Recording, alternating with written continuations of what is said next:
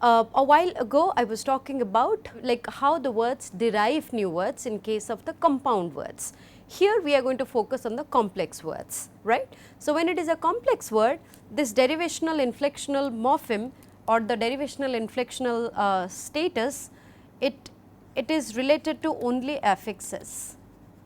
We do not consider the free morphemes in the category of derivational or inflectional, because free morphemes are anyway free.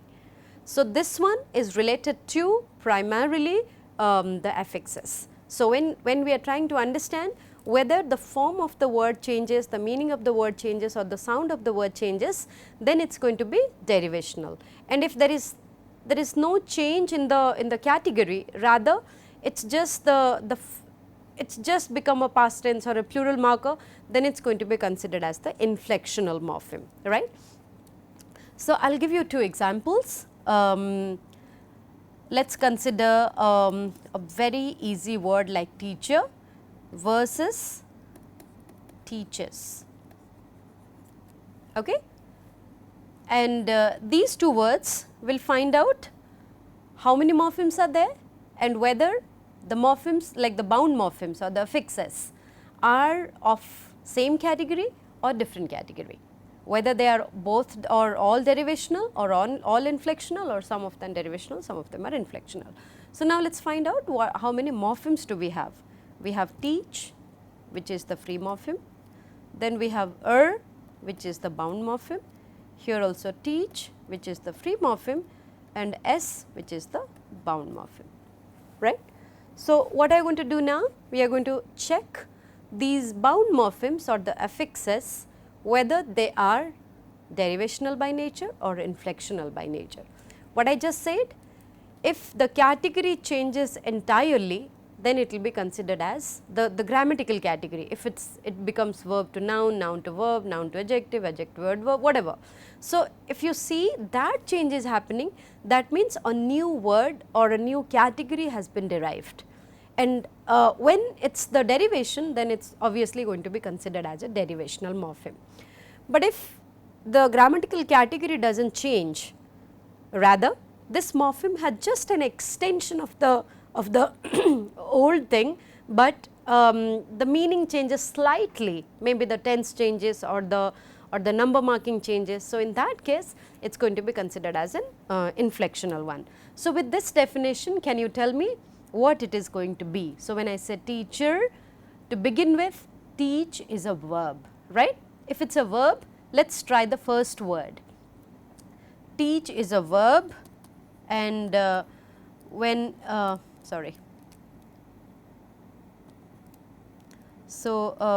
teach is the verb, and this verb, when it becomes teacher, it becomes a noun. So, this is a verb and this is a noun. So, when the verb changes to noun, this it becomes what kind of a morpheme? Derivational morpheme, right. However, the other example that we have,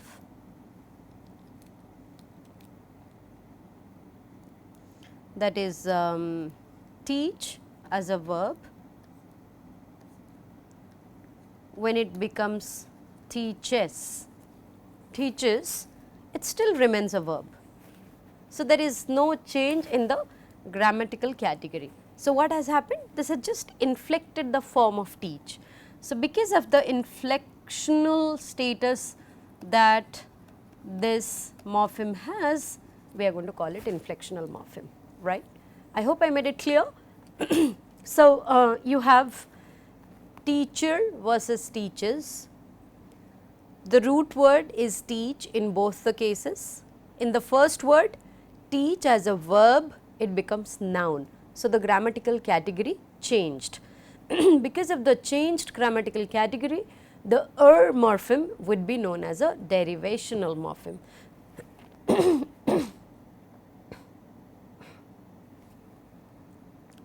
And in case of teaches, the verb teach changes to another verb again. It's just that there is an inflectional or inflecting marker added, and that is es. So, with first person singular we will make it I teach, and with a third person singular it will be he teaches, but it still remains a verb. It is only changing the form, it is only like an additional morpheme is just added. The meaning does not change drastically in that sense. So, that is why.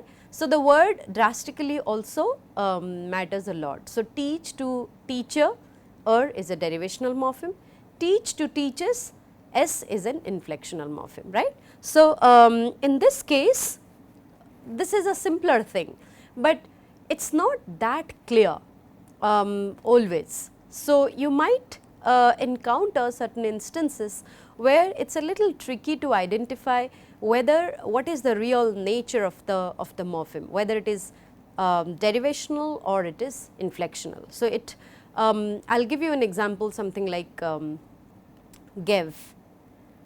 How would you identify the morpheme first? So, what is give and what is the root word of his? So, the root word is give, okay, and the root word is give plus ed, together it results in give. So, this is an irregular form. So, this irregular form of making it past, or the identification of past tense marker or the past tense morpheme, it has changed the form of the root word altogether.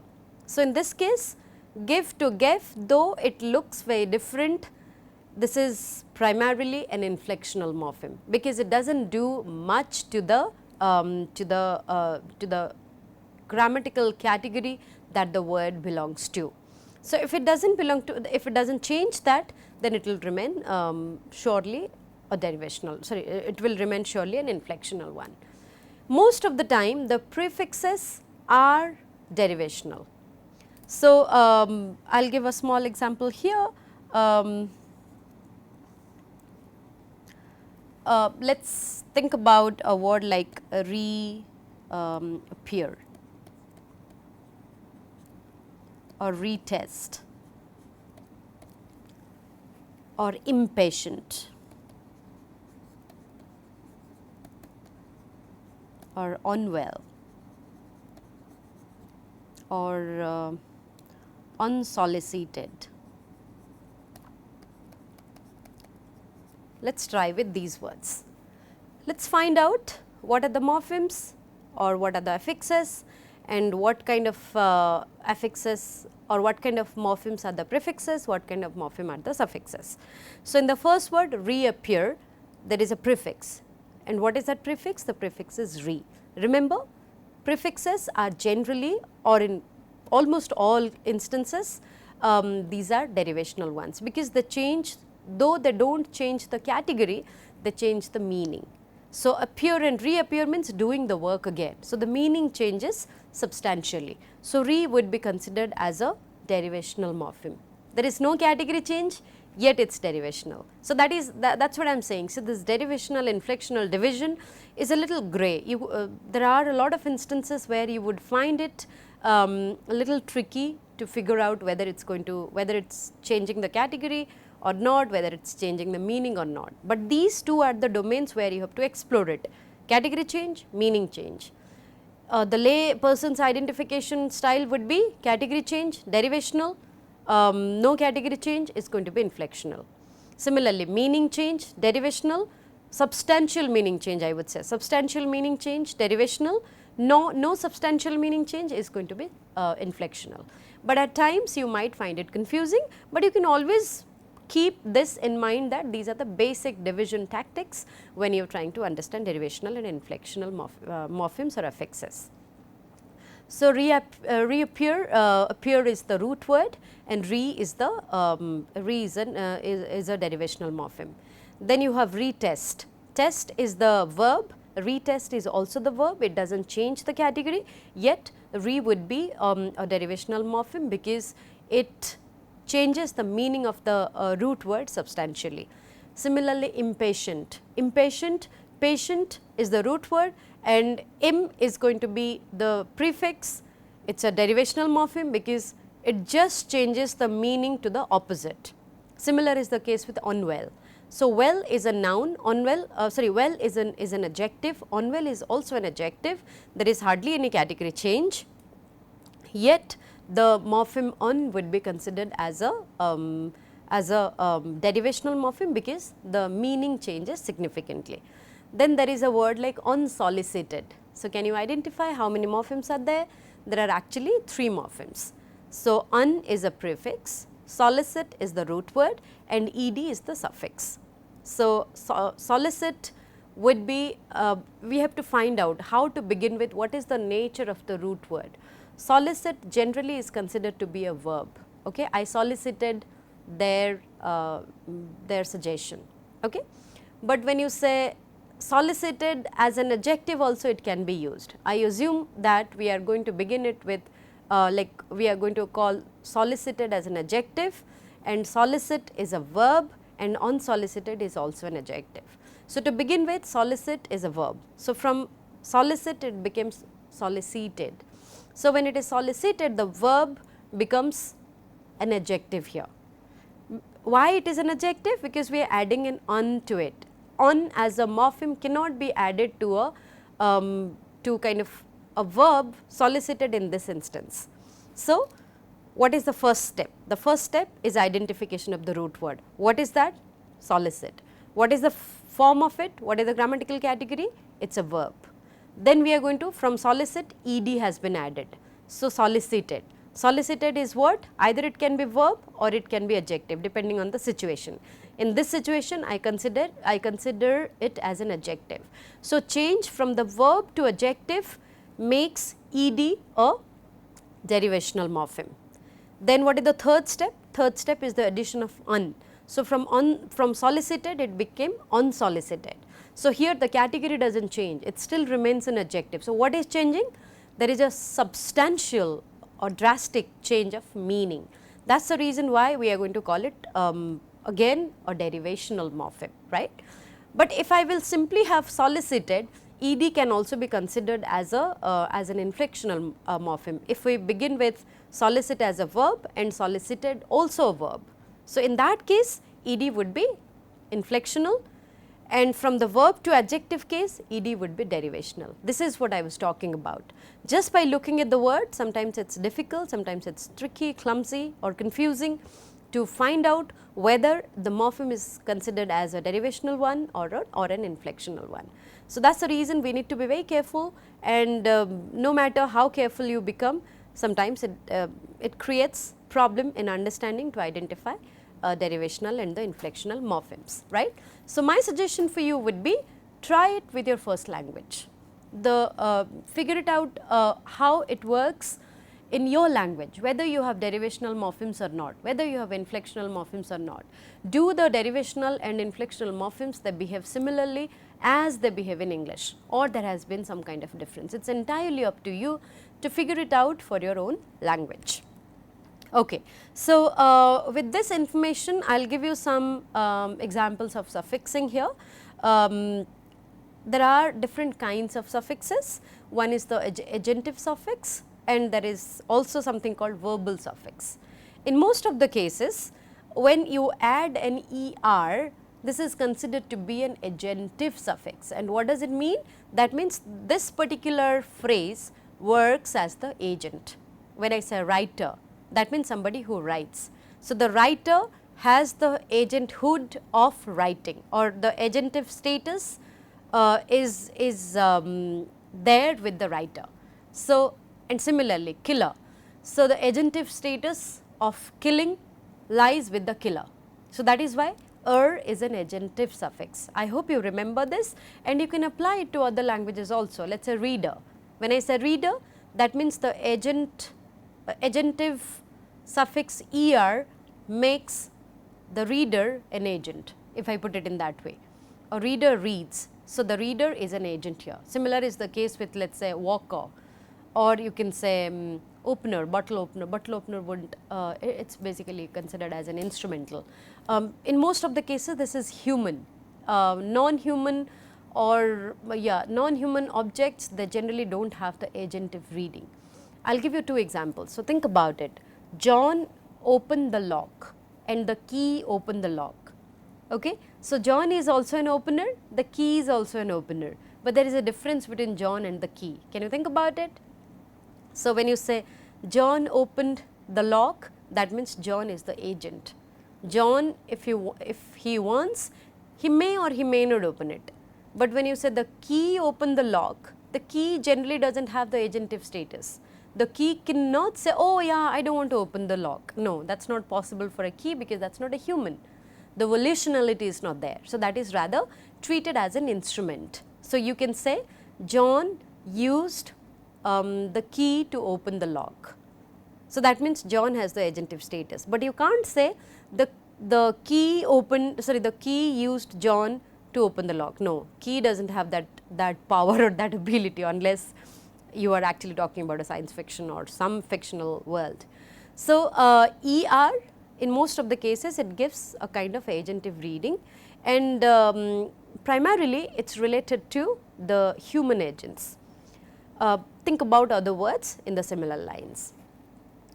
Then there is something called let us say verbal suffix. So, that is able. Able as a suffix, generally it is associated with verbs. Eventually it makes it adjective. So, when you say the school is at the walkable distance. So, walkable, it starts, so walk generally starts with a verb, that means you can walk. When you say walkable, the distance is walkable, that means you can walk. The stick is breakable, that means you can break the stick. When you say the handwriting is readable, that means you can read the handwriting. So, read, walk, break, these are the verbs, and they take the able suffix and eventually they become adjectives. So, this is also the different instances of what morpheme, derivational or inflectional. What do you think? It should be derivational morpheme. And then the other suffix is eon. So, eon, ion, they also generally get associated with the verbs. So, when you say relation, so relation begins from a word relate, which is a verb to begin with. Then you have dictation. Dictation, what is the root word? The root word is dictate. So, and that is a verb to begin with. So, able suffix and eon suffix, generally they are the verbal suffixes. Suffix, generally that is an agentive suffix, which primarily takes a human agent, primarily, again not always. Then when these suffixes are used, what kind of changes do you see? So, in most of the cases when we study the structure of language, we studied at 3 levels. We studied at the phonological level, syntactic level and morphological level. In this case, we are going to put it in 3 different changes: phonological level, categorical level and semantic level. So, what kind of phonological changes happen when you say able, walk, walkable, read, readable? So, you are primarily adding 3 extra morphemes, b and l. So, breakable, readable, walkable, maybe what, something else. Whenever you are trying to add able to a verb, maybe, I do not know, we will think about some other words later. So, these kind of addition of the able words, eatable, yeah. So, when you say this is eatable, that means the other word is edible, but that edible is different. So, oh yeah, this is a good instance of description. So, think about 2 words, one is eatable, the other one is edible. So, how many morphemes does eatable have? Eatable has 2 morphemes. So, eat and able, but when you say edible, you can't say edi and able, that does not work. Edible is a simple word with 1 morpheme, but eatable is a complex word with 2 morphemes, right. So, this is how from eat to eatable, from walk to walkable, break to breakable, there is a phonological change because you are adding extra morphemes. There is also a significant category change, and this category change happens in what way? It goes from the verb to the adjective. So, walk was a verb, walkable became an adjective, eat is a verb, eatable became an adjective. Then there is also a semantic change. Semantic change means how the meaning gets changed. In this case, what is the meaning of able? Able means to be exed. To be exed means to be eaten, to be read, to be walked, to be breathed, okay, breathable you can say, the air is breathable.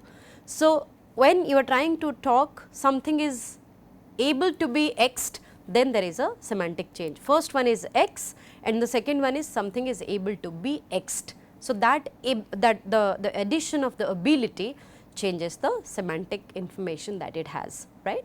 So, now my question for you would be, do you think all verbs can take able form? Think about it and then you might get this question later. Can you say singable? I do not think so. We can't say this song is singable, that sounds so weird. Can you say jumpable? No, I do not think so. But then do you think in a long run you can actually use these able suffix? If the native speakers they communicate in this way, do you think it is going to be possible? So, let's check it later, but this is a valid question to kind of ponder over or to think about it. Okay. And there is the next point is very interesting actually. Besides the derivational and inflectional, there is a special category of suffix, we call it diminutive suffix. So, the diminutive suffix does not change the category, it surely does not change the meaning, rather the form gets changed. The form, the way it has been used, that gets changed. Generally, it is a part of slangs, informal use of language, or it could be something like, yeah, it's like a noun, dad becomes a noun, daddy is also a noun, dog is a noun, doggy is also a noun. Generally, you find it in the child's language or you use it in the informal speech. So, I have already given you the example. So, this is Y morpheme or IE morpheme. So, neither they change category nor they change the meaning significantly, nothing changes. It still remains the same, the meaning is still same. So, that is why this is a special category or a special kind of suffix and we call it diminutive suffix. So, dad to daddy and dog to doggy, similarly mom to mummy, and you can think about some other examples. Okay. Now, to wind it up the discussion, a couple of things more to talk about. There is another way by which we sort of create words or the word formation rules, that is called back formation. Generally what happens, we first think about a simple word, then we move to the more complex ones. But in case of back formation, we do not do that, we approach it from the other way around perspective. So, first we approach the complex ones, then we go to the simpler ones. So, what is it? Let us read it. Word formations are reversed and it is a process of assuming a simpler word to be complex to begin with. So, here the movement is not from simple to complex, rather the movement is from complex to simple. So, that is why we call it back formation. So, when you say back formation, so leisure is a word, it is a light amplification by simulated emission of radiation. So, it is believed that the simple word leisure must have begun with a complex word, then we made it small. Instead of saying light amplification by simulated emission of radiation, we are using it as leisure. So, similar is the case with the word back formation. The itself is a back formed word, because back formation ideally could have been just like it could have started with a complex one and eventually we reach to a word like the word itself back formation. So, the journey here is not from simple to complex, rather it has become from complex to simple. So, now what we see or now what we use, that is the simpler form of a complex form to begin with. So, that is going to be considered as back formation. Okay. Okay. So, this was all about formation of new words and changing of meanings in the day-to-day context, or we can say in the spoken form. There are also instances of neologism in literature. So, I am not going to talk about neologism in literature in much detail, but I will just share some examples in case you also love literature and then you read a lot, then probably after you understand what is neologism, you might find it more interesting when you read, right? Okay. So, these are a few words from Alice in Wonderland and Jabberwocky. So, it's when you think about the new words, literature actually plays a vital role, okay? And it has a big contribution for the enrichment or for nourishing a language. And here are a few instances where you can see how interesting, like how you can actually create very interesting words, and you can use it in the literature eventually, which is going to be the part which may be a part of the spoken discourse, right. So, let us see, these are from Jabberwocky, which is famous for all these nonsense words. So, they call it nonsense literature. So, the words like spontaneous, and we are going to talk about what sort of process, like what sort of neologism has been used here, which process of neologism.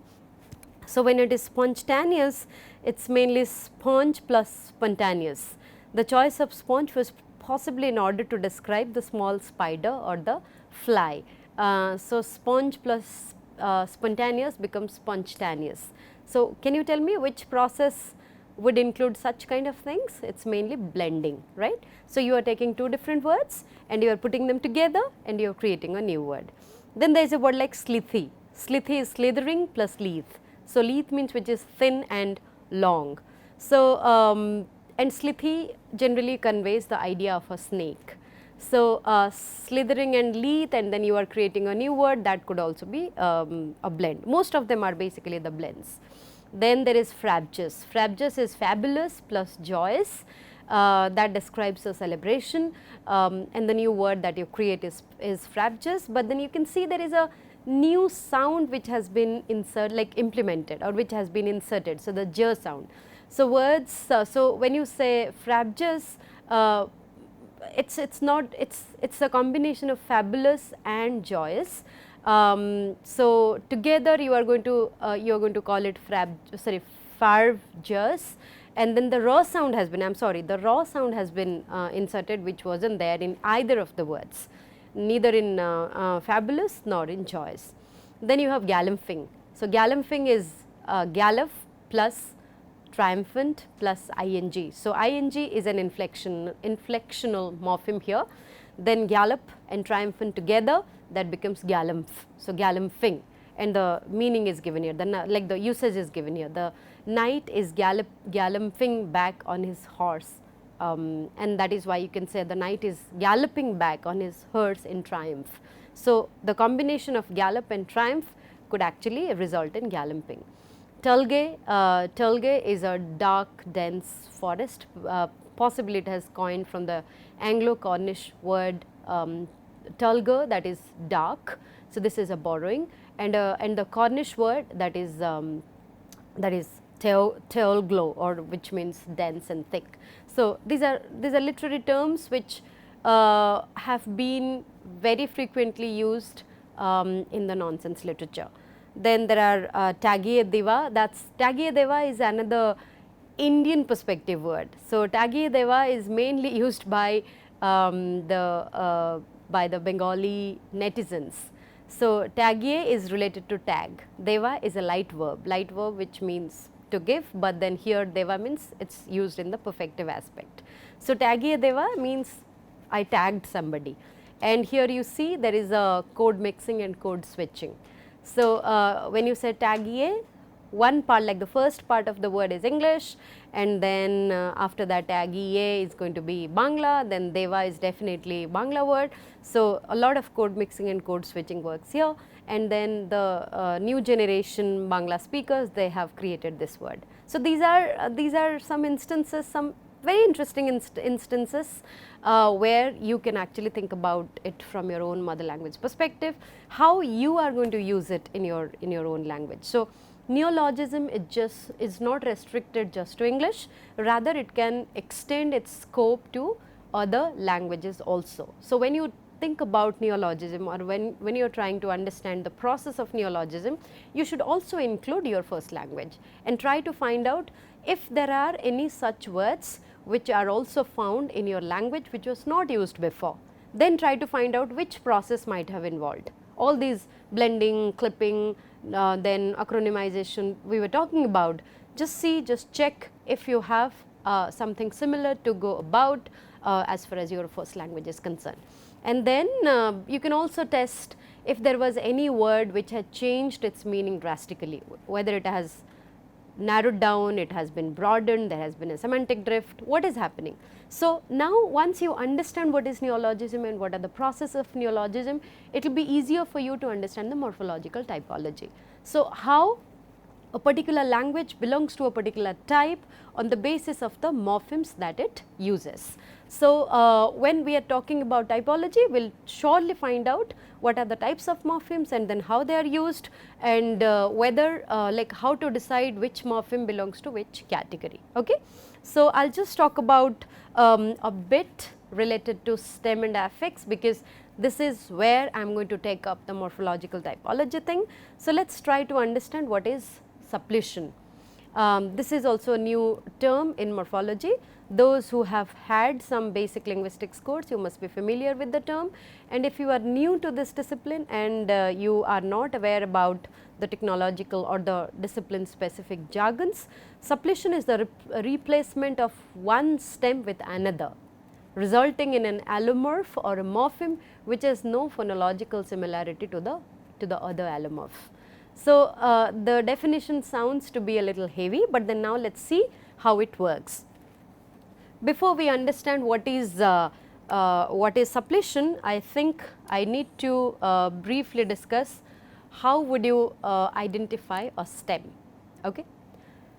A stem is a morpheme which has the ability to have another morpheme associated and the bound morpheme associated to it. Okay? So, let us say I'm thinking about a word like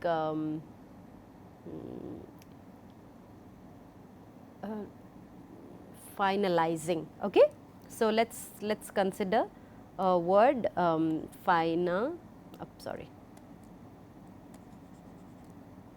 So, let us consider a word like finalizing. Here we will find out what is the stem. Okay? So, now let us try to find out how many morphemes are there. Obviously, final is one morpheme, eyes is another morpheme, and ing is another morpheme. So, this is a free morpheme, is a bound morpheme, and ing is also bound morpheme.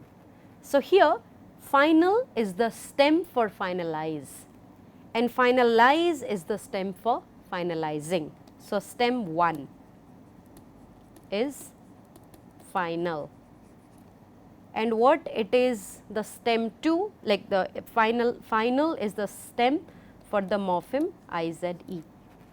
Now, what is the stem 2? Stem 2 is finalize.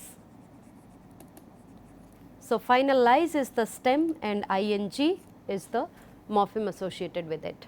So, when we check or when we are trying to understand how the suppletion works, you need to understand what is a stem first. And remember, the stem 1 is the root word, but stem 2 is not the root word. That means, if we draw a logical conclusion, like a logical relation, I am so sorry.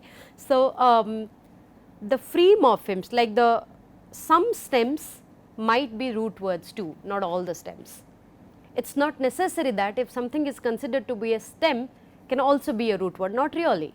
There are some instances in which cases stems can be considered as root words also. So, final, finalize and finalizing. So, stem 1 is final and it hosts the affix is, stem 2 is finalize, it hosts the affix ing. So, now let us see how the stem suppletion works. So, how does it work? So, it works, so when you say walk and walked, go and went. So, walk and walked, there is, what is the stem? The stem is walk, but it has a phonological similarity. However, In case of go, went, there is absolutely no phonological similarity. Go has a go morpheme and then o, go has g phoneme and then o phoneme. In case of went, there is neither any g sound nor any o sound. So, phonologically they are very different. So, that is why we can consider it as a stem suppletion. So, the stem has been like it has gone through a suppletion stage. Similar is the case with go, better and best. I am sorry, this should be good, better and best. So, here when good becomes better, the meaning remains same as big becomes bigger. So, this is mainly the comparative aspect, the comparative inflection, but there is absolutely no phonological similarity. So, go as the good as the stem in better has gone through a suppletion, and good as a word like as a stem in best has also gone through the stem suppletion, like the suppletion phase. So, what is it? This results in an allomorph. So, ed is the allomorph here, walk, walked, go, went. So, the ed morpheme is the allomorph, but here you do not really see any kind of phonological similarity. And in case of affix suppletion also this is something similar happens. So, when you say cat and cats and ox and oxen, so en and sir, these are the allomorphs, but in the first one there is a similarity in pronunciation, but in the second one there is no similarity. So, its sir sound and n sound has become very different. Generally in case of the plural marking, either it becomes sir or es or ez, but in case of oxen, so there has not been any phonological similarity. Similar is the case with alum and alumni. So, when the alumni, the e marker which is working at the plural marker, it has gone through a suppletion process. So, there are two different kinds of suppletion, either we have stem suppletion or we have affix suppletion. Just remember, they are allomorphs to each other, or the similar the morphemes where the forms are different, but they indicate the same thing, but you do not see any kind of phonological similarity. Then you can claim that this has gone through a suppletion process. So, I will stop it here, and what I have explained, it is all about the basics of morphology, and I am sure when I move to the morphological typology in the next session, you should be able to understand the concepts in a better manner. Okay? Thank you.